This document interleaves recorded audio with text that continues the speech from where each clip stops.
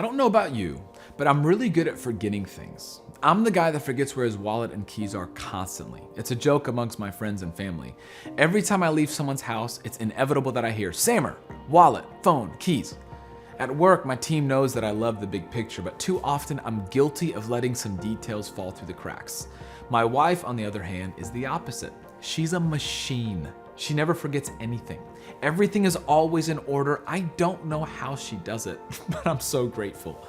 You might be more like me, or maybe you're more like my wife, or maybe somewhere in the middle. But regardless of where you are on that spectrum of forgetfulness, here's what I've come to learn about the human condition. All of us are prone to forget what's true when life gets hard. It's in times of difficulty that we are most prone to forget what's true about God, about Jesus, and about His faithfulness, His character, and our standing in His family. I had a dear friend who lost his wife to cancer last year. It was awful and heartbreaking. And even though he had every excuse to grow angry and bitter, do you know what he asked of those closest to him? Just keep reminding me of what's true. I think one of the primary reasons it's so easy to forget what's true and to resiliently walk in the faith when life gets hard is because there's an enemy whose sole purpose is to destroy our lives by eroding our faith. There's an enemy that loves to whisper lies. He loves to twist the truth, to shift the blame and dial up the volume of shame. He wants to make us believe that evil will win the day and that death will have the final say. He wants to make you believe that you're not good enough, that you don't have what it takes, that your sin will hold you back, that your past defines your future, that things will never get better, that Jesus isn't enough, or that maybe Jesus isn't real and your faith all a fraud.